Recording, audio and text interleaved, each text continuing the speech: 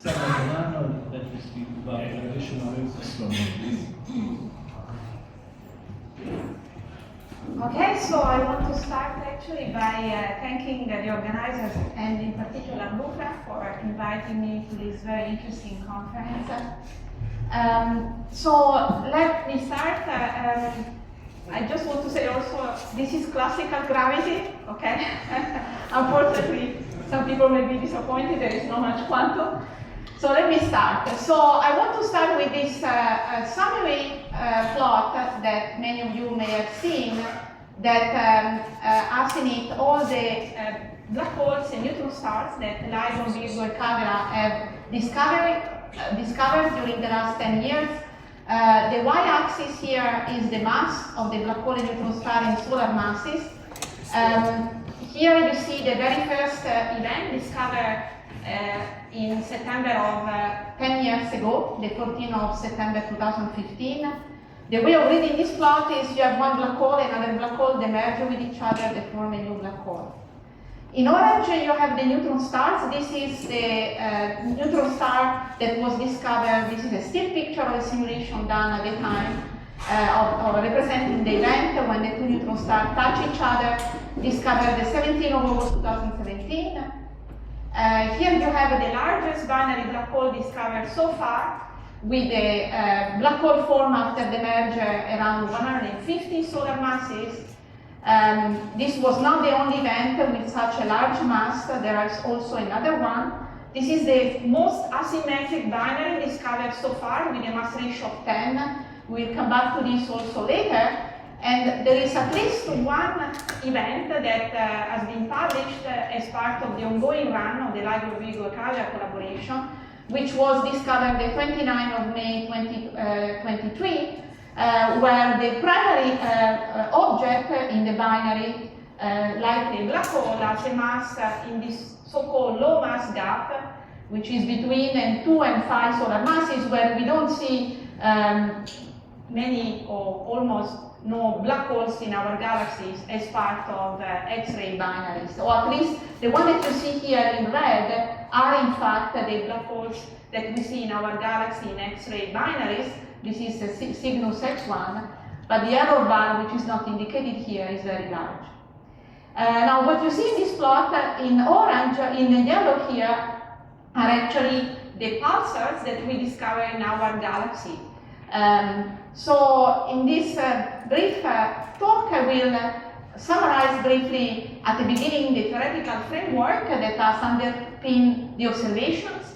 I will provide some highlights on the astrophysics and fundamental physics tests that have been done so far, and then I will discuss the accuracy and data analysis challenges with ever more sensitive runs that will take place in the next years, but also new facilities on the ground and in space. So first, I want to say that with the gravitational wave from binary system, we have a luxury that we can predict in advance the waveform, the signals, by solving the Einstein equation. And so the best tool to detect the signal is signal processing or notch filtering. And I have a little animation here. In the bottom, in black, you have the data with the hopefully signal. You correlate with the template here in pink, and you maximize on the parameters of the binary, the masses, the spin, and when the correlation of signal to noise ratio becomes larger than a certain threshold, you can claim a detection. Of course, the threshold has been set up based on the knowledge of the noise that we have with the coincidence between detectors, etc. So in order to then build this template bank, you need waveform, you need templates. And in fact, the template bank used by LIGO and Virgo has around a few 100,000 templates. We need to generate millions of templates when we do inference analysis after the detection using Bayesian methods. Now, the waveform are needed for the detection, and as I said, also for the inference. And so just a few words, so now the parameters of the binary are imprinted in the waveform. So this is a typical waveform of two black holes going around each other on a circular or quasi-circular orbit, no spin. Then they merge with each other, they form a new black hole. The black hole rings the space-time, emitting these down sinusoid quasi-normal modes. And now from the fact that the frequency increases over time, because the binary is losing energy because of the emission of gravitational waves, the binary shrinks, we can infer the masses of the binary. From the amplitude and the masses, one can reconstruct the distance where the source was with respect to the Earth. Since we have more than one detector, from the time of arrival and the amplitude and the phase of the detector, we can reconstruct in which part of the sky the event happened. If we see this kind of modulations different from this signal that you see here, then we can actually learn whether the binary was moving on a quasi-circular orbit or eccentric, whether the spin were parallel to the orbital angular momentum or they were precessing around it. And finally, if we can build waveforms that have deviation from general relativity, we can test the theory of gravity. So in order to solve this problem, we have actually to solve the Einstein equations. I wrote it here. This is the Ricci tensor, which of course depends on the derivatives and the metric itself in a nonlinear way. So T mu nu is the energy momentum tensor. And this cube here provides, it's a picture that represents the binary parameter space, or at least part of it. This direction is the mass ratio in the binary, the separation here, the eccentricity, you're not going from circular to even scattering, bodies that scattering with each other. And now the best tool at our disposal is to solve the Einstein equation with numerical relativity. So we solve the equation on supercomputers. So this is the best tool, but it's not the only thing that we can use because it's very time consuming to produce waveform in numerical relativity. 15 orbits, which would correspond to 30 gravitational wave cycles, because there is a factor 2, right, because of the quadruple formula. It may take between few weeks to 6, 9 months, depending on the mass ratio in the binary, depending on how large are the spins of the black holes. And so if we want to produce 100,000 of waveform, we cannot use numerical relativity for the templates and for the inference. So we have to rely on approximated methods. The oldest one is post-Newtonian theory. So we expand the Einstein equation in powers of V over C or G over RC squared. They are intertwined because of the viral theorem. R is just the separation between the two objects. And this approximation is very good when the two bodies are very far from each other, but of course loses accuracy as they approach each other where the velocity becomes almost the speed of light. In the last 5-6 years, people have been quite interested in applying methods from scattering amplitude and effective field theory to compute actually the dynamics in classical gravity in an expansion in G, or Gm over RC squared. So this is still weak field, but it's not expanded in the velocity. And so this promises actually to produce waveforms that are more accurate if you go to large eccentricity or even scattering. The other method is gravitational self force. So now, if you have a small body, a small black hole in a large black hole of a million solar masses, these are the extreme mass ratio in spirals, for example, binaries, then you can expand the Einstein equation in the mass ratio. And this is not an approximation in weak field or small velocity, so it's completely strong field, but of course it's applicable when the mass ratio is quite large. Okay? So then one can put these methods together in an approach which is called effective one-body theory, which was developed actually more than 25 years ago by Thibaut Damour and myself, and over the years I've seen many people contributing to it. And here what you do is that you put together these approaches, but you resound them in an appropriate way, and you build basically an Hamiltonian and the radiation reaction force that are resound, and you solve these Hamiltonian equations, you build a waveform also through resummation, and in time domain you can build waveforms which also have the mergering down in an approximate way, that then you calibrate and you improve them using numerical relativity. This is in time domain. You can also build waveform in the frequency domain in closed form expressions.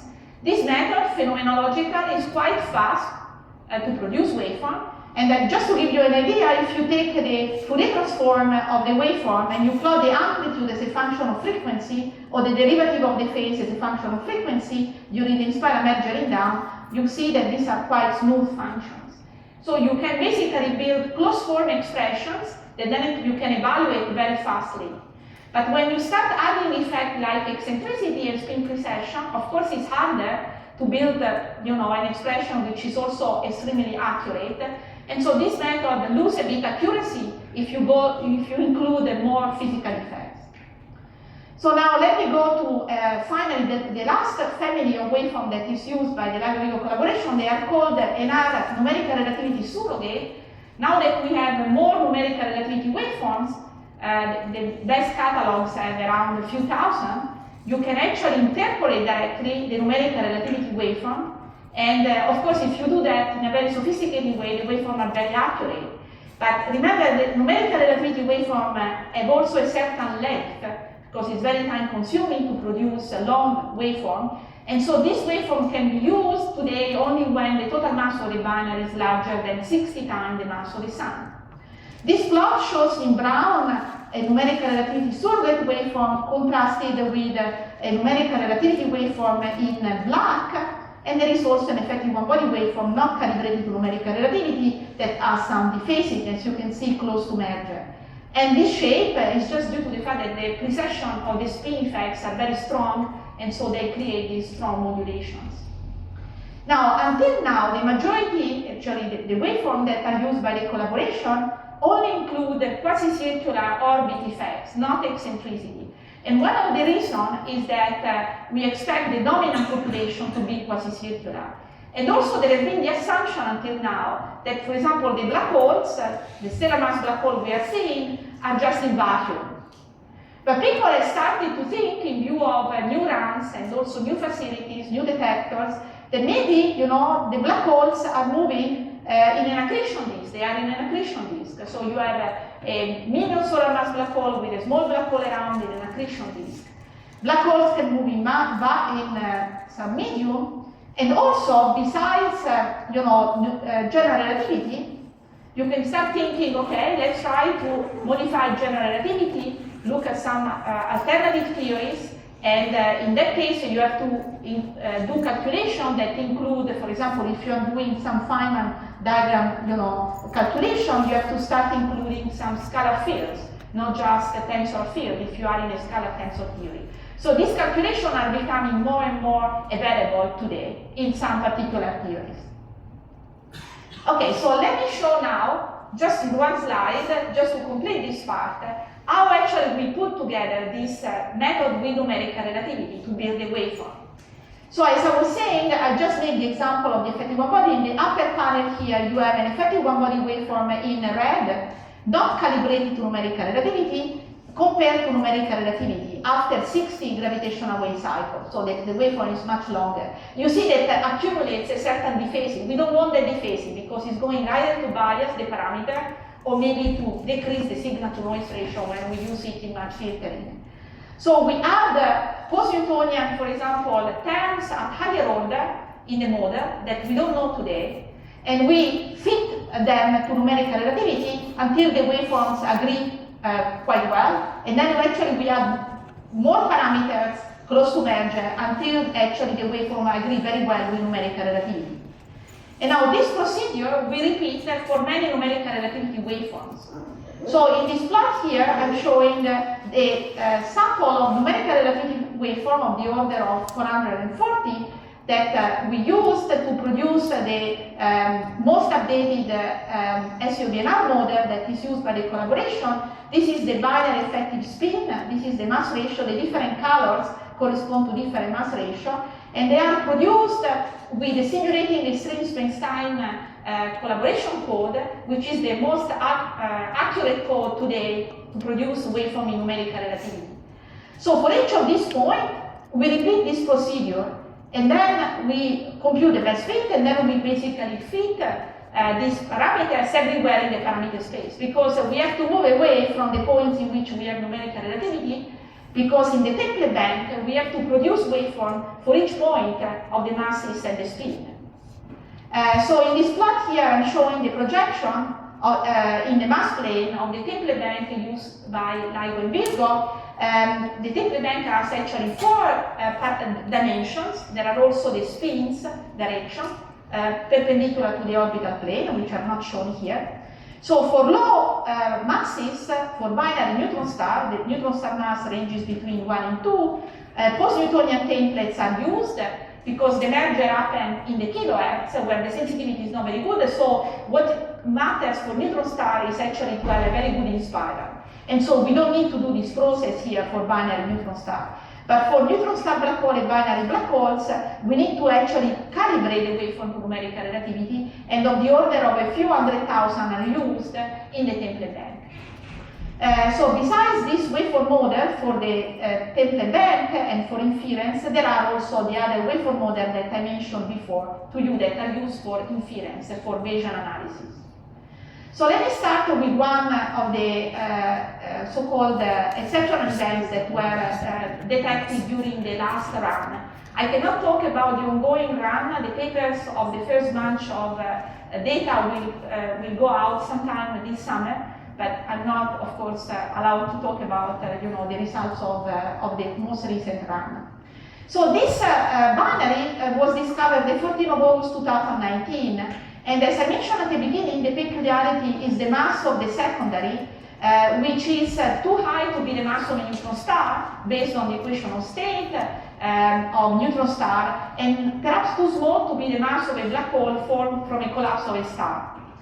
But the peculiarity of this event is the mass ratio, around 10, because more complexity, more asymmetry there is in a binary, due to the mass ratio, due to the spin, the richer is the radiation. So, for example, if you decompose the polarization in harmonics, this event is represented here, the full radiation, and then the decomposition in harmonics. This is the quadrupolar emission, the 2-2 mode, the 3-3 mode, this is the 4-4, and here you have the 5-5. And these modes become more and more important toward merger, because their amplitude scale with the velocity of the binary divided by the speed of light, and that becomes larger and larger toward merger. Now, I just wanted to show you this plot, which is the plot obtained by marginalizing on all the parameters of the binary, but just looking at the component mass, the secondary mass of the binary. Only when this effect of the higher harmonics, HM, and the precession of the spin are included in the two waveform model used by the collaboration, you can see that the Poisson distribution are more tight, okay, at 90%, and in fact you can obtain the error on the mass of the secondary at the level of 10%, and which for this event was very important to nail down the mass of the secondary quite well, because, as I said, it poses some challenges to understand what actually is this object. Okay, so the other example I wanted to give was discovered the 21st of May 2019.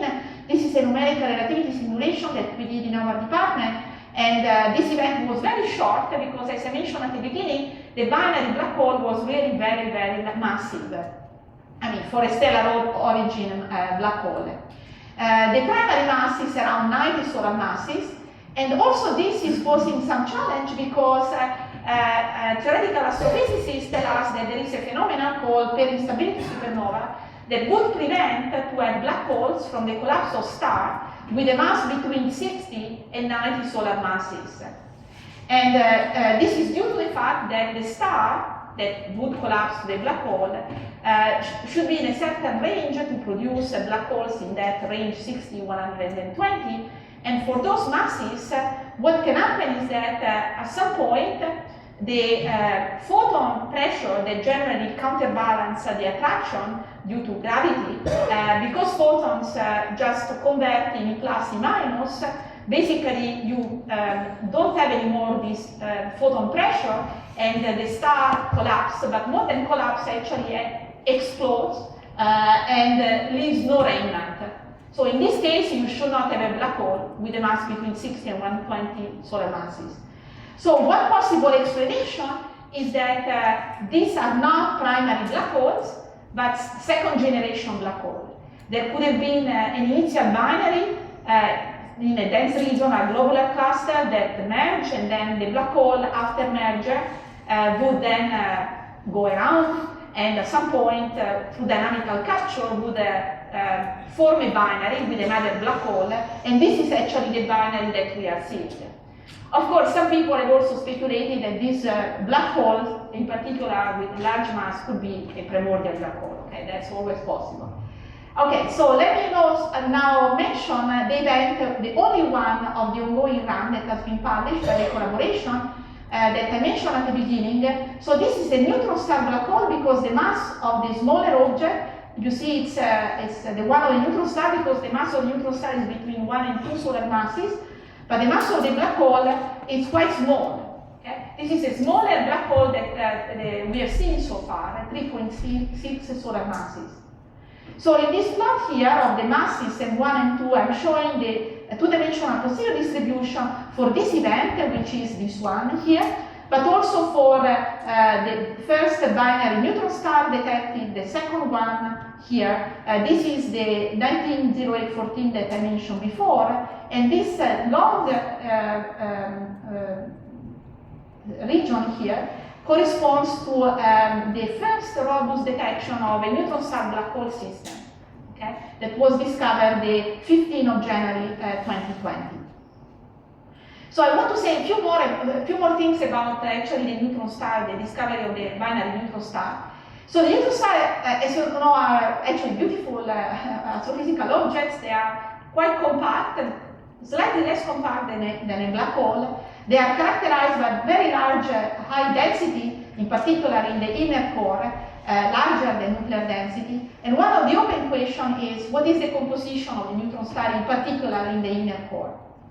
So in this conjecture states of matter figure of the temperature and baryon chemical potential, the neutron star that for which one want to explore their constitution are laid in this region here. Okay, this is just to contrast for this states of matter diagram, where are, for example, the experiment today on the Earth, the heavy ion collision experiment, and the LHC, the Alice experiment, are exploring different regions of this actually diagram here with respect to what we can do with the coalescence of neutron star with gravitational waves. Now, why gravitational waves can shed light on that? Because the binary, when you have a neutron star, has also another parameter which is called the tidal deformability parameter, which basically is the ratio of the quadrupole moment of the neutron star induced by the tidal field of the companion. And how we can measure it? So I have this plot here. So if you have a binary with two neutron stars, two black holes having the same masses, if the objects are very far from each other, the finite size effects are negligible, and the two waveforms are identical. Okay? But as the two bodies approach each other, the neutron star, because of this parameter lambda, will acquire a dephasing with respect to the waveform of a binary black hole. And so what we want to measure is this dephasing. This dephasing becomes important at frequency larger than 400 Hz, where the detectors are still sensitive. The merger, as you can see here, is very different between a binary black hole and binary neutron star. But the merger of a neutron star is in the kilohertz, where the detectors today are not very sensitive. So we will not be seeing much of these differences, but we can actually try to measure these differences during the late spiral. So I want just to show you one plot that is taken from one of the papers of the collaboration. Many papers have been written after the discovery of 17017, which shows the constraints on the pressure and density at 50 and 90% credible regions here. And these vertical lines are the nuclear density, twice nuclear density, and 6 times nuclear density. And also the radius of a neutron star was constrained at this level of the order of 10–15% for this particular event. Okay, so now I want to say something about tests of general relativity. I want to give you two examples. So the first one concerns with the fact that when black holes are perturbed, they emit these quasi-normal modes that I mentioned before.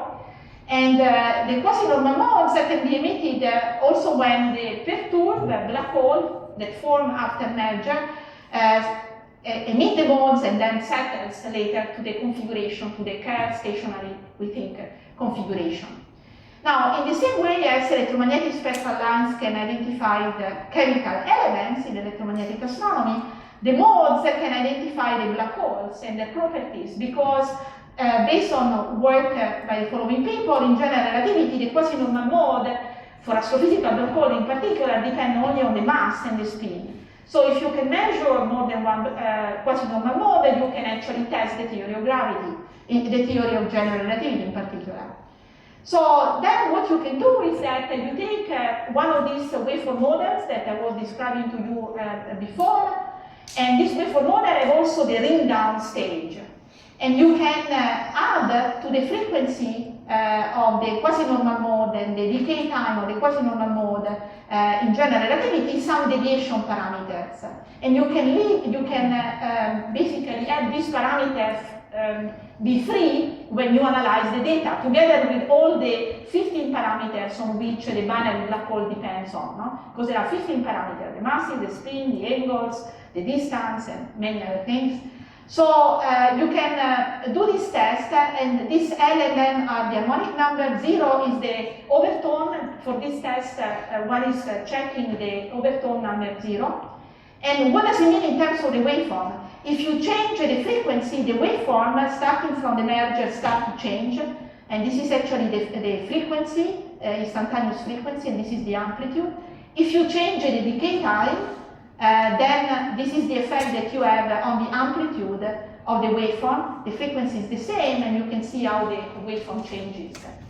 So you can do this test, and I show you the result in the plane of the deviation parameter for the fundamental mode 220 overtone. You can see the two-dimensional posterior distribution for many events, but here highlighted are the two events that have the largest signal-to-noise ratio in the ring down, which are the very first one, 150914, and 200129, which also have a signal-to-noise ratio around 23.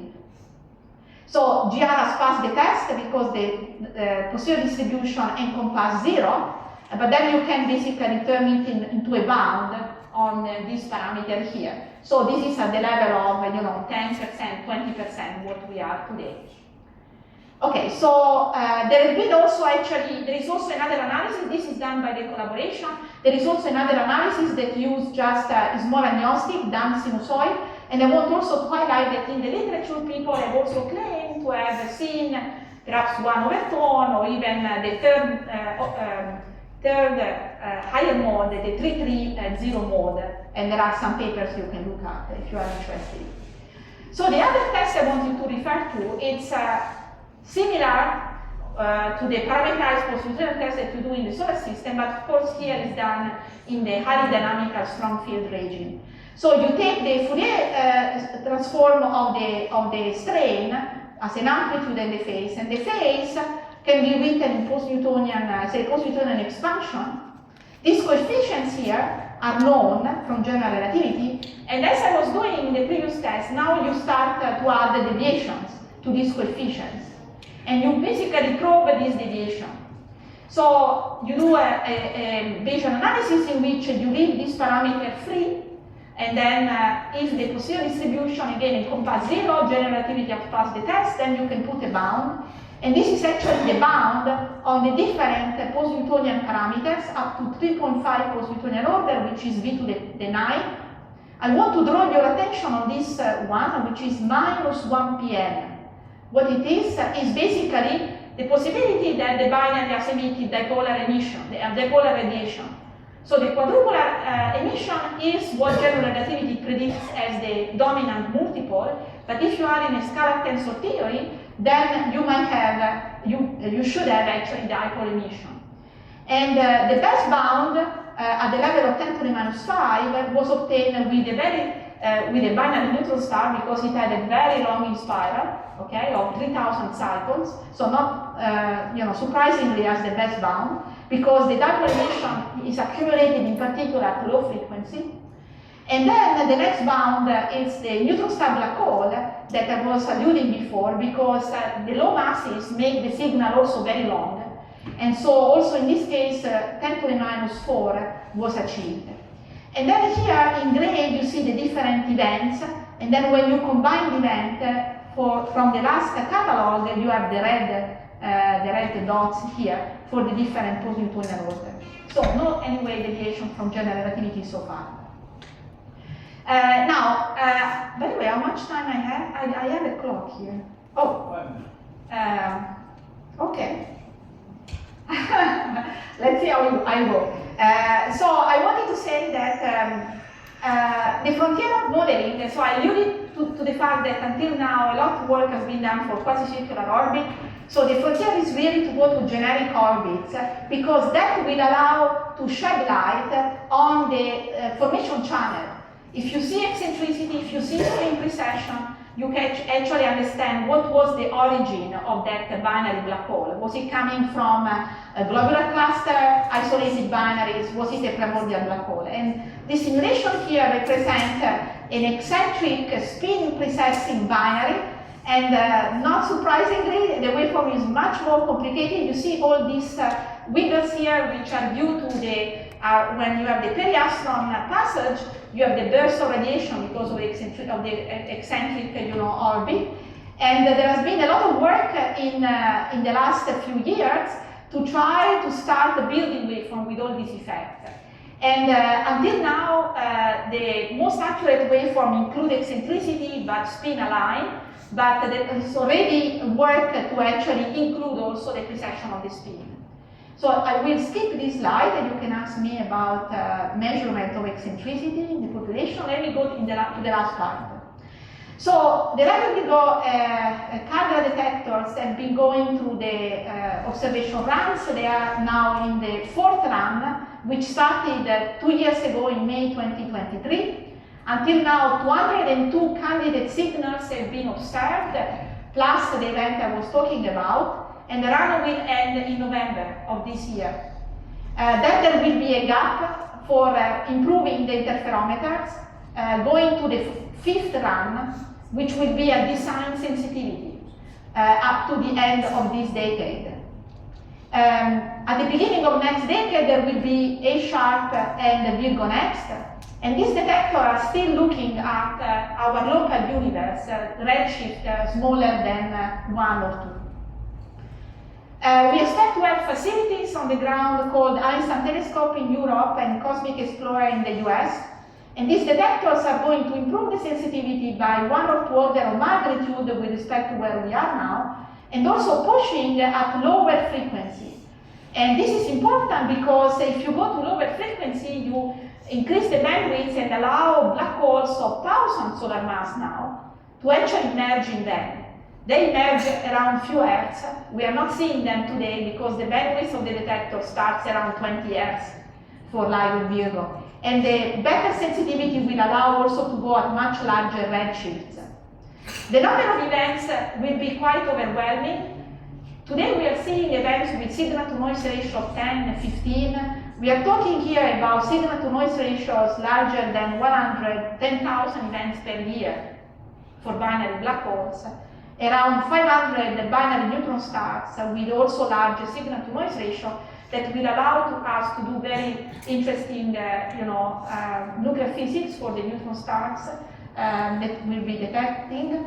Now, because one will bring in band these large black holes, so 1,000 solar masses, one could see also intermediate mass ratio spirals, much more complicated signals. This is the dynamics at 1 Hz, 10 Hz, and we would need to actually produce waveform also in this case.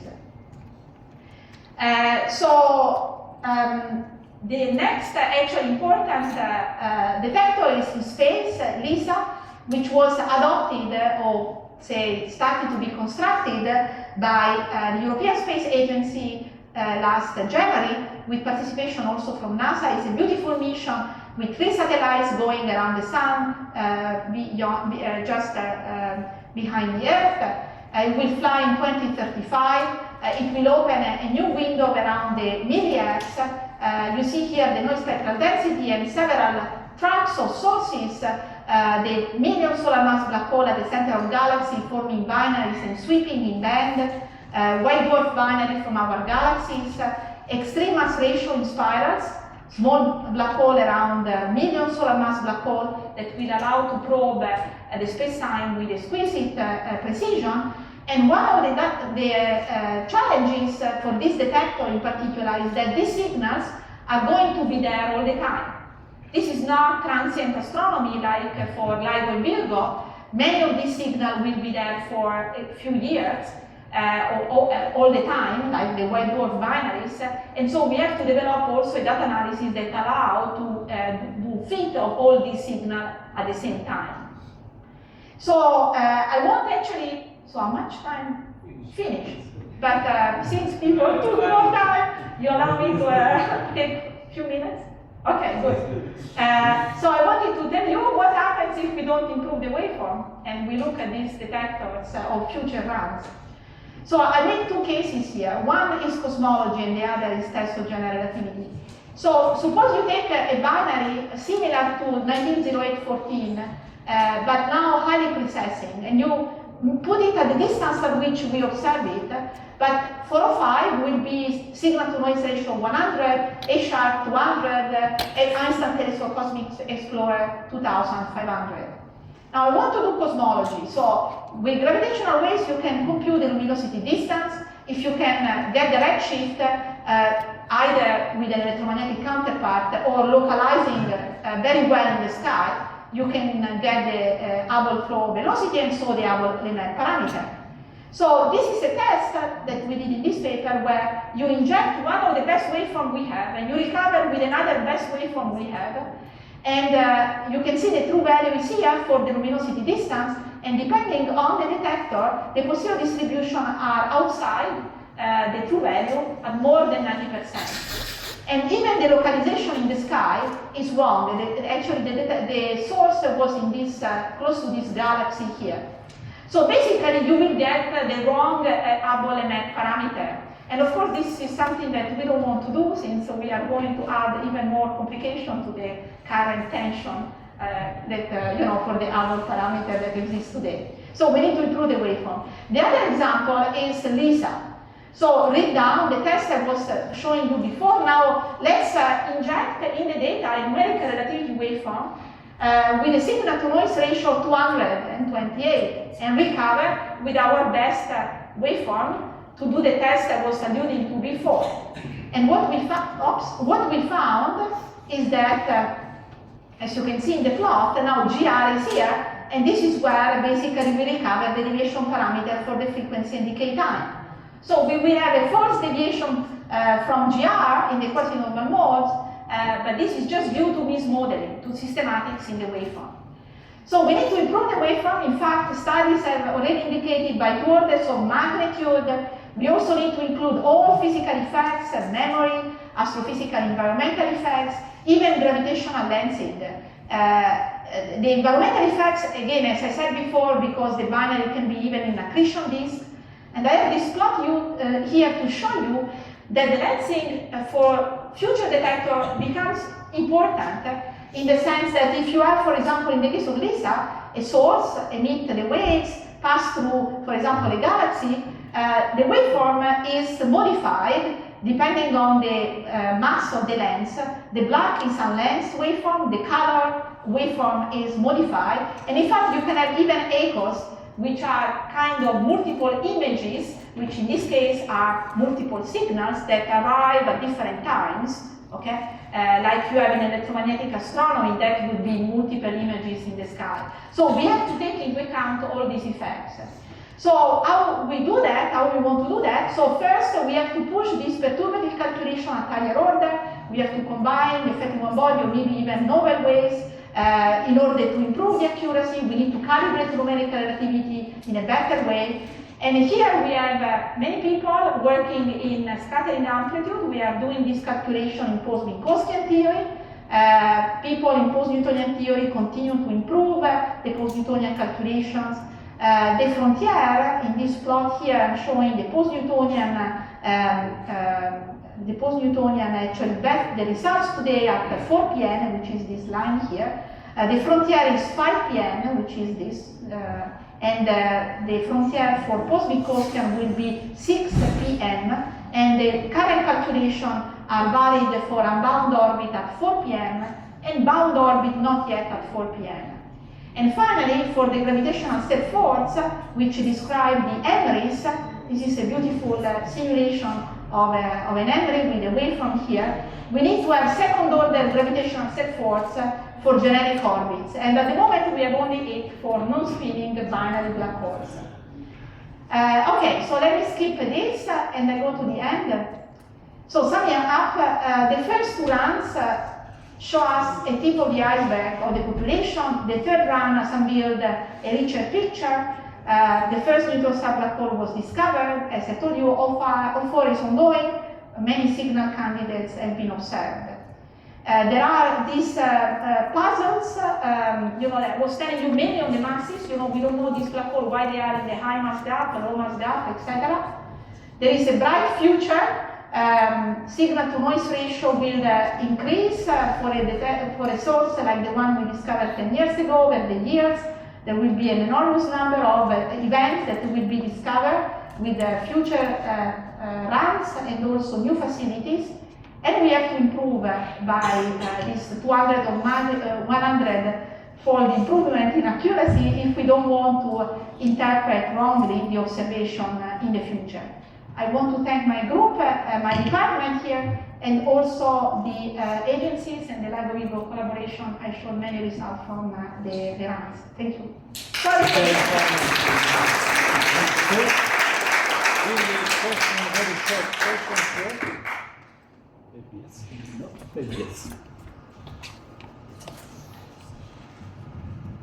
What's the highest redshift that you can see them? Today? Well, as of into the future, today. No, into the future, this was,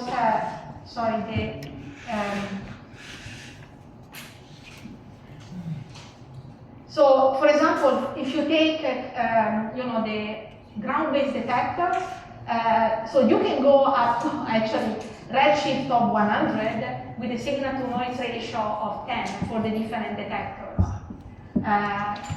So you go to the first stars beyond that, etc. Amazing. Any comment? Oh, there are questions. Yeah. Could you say a bit more about the high frequency end and whether there's an exploration of bar detectors? I'm not involved in that, but I have seen with actually quite interest. There have been work in the recent years, and there are also white papers that we can see on the archive, and I talked with some of these people. It's quite interesting, this possibility of building detectors in the megahertz, even in the gigahertz. So, and I'm very much in favor of that, even if the source are unclear, right? Because we don't know whether, there could be primordial black holes, early universe, but in terms of signals, we don't know if we are going to see something, but it's good to explore. But don't the interferometers kind of run out of steam gradually at hundreds of kilohertz? Oh, sorry, I'm not referring to interferometers. I was referring to these other ways that people have proposed, which use, electromagnetic coupling with the gravitational waves and cavities, etc. Don't they overlap? I guess that's what I'd like to. They're not completely separate frequencies. Yeah, sorry, I'm seeing something here. Well, actually, not. Because these detectors, this is 1 kilohertz, 2, 3, 4 kilohertz, right? This sensitivity, because now we are used to this sensitivity, which is very good. This for us is not very good, right? But I think in one of the plots that I was seeing from this white paper, actually the sensitivity here might be comparable to what they want to achieve at higher frequency. So I didn't understand originally your question, sorry. You meant basically... It's kind of an open-ended question, but thank you for your answer. Yeah, in fact there was an idea in Australia, there was actually a plan in Australia to build a detector that would focus in the kilohertz here. It's called NEMO, but I don't know if they are still want to do that. But anyway, I think this is very exciting that people are looking at other frequency bands to explore possible, signatures.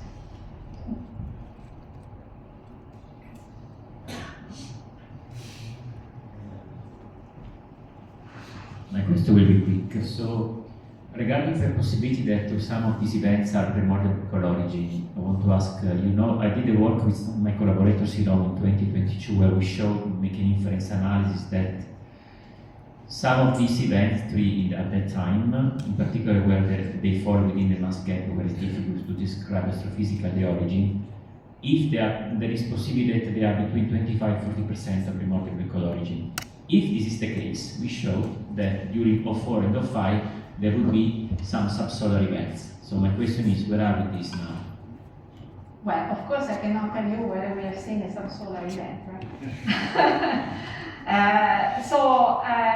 Indeed, to see a subsolar mass binary will be perhaps a smoking gun that the binary could not form from the collapse of a star for what we know today, so it has to have another origin, and a primordial black hole would be very likely, to be that explanation. So let's see what the results will say. Otherwise it's very difficult, if it is not subsolar, for example, to really discriminate between being a primordial black hole or the black hole from a collapse of a star, because for what I have read and talked with people, there is not a clear, it's not that the parameters have to have a certain value or have to be in a certain range to be from primordial origin, like the spins or the eccentricity or the masses, right? Excluding subsolar. So that's the challenge. No, I agree. We did the inference analysis and likely, so no, for sure. Anyway, I will be very happy if we see a primordial black hole subsolar. Maybe we can stop here the session. Thank you again, Alessandra.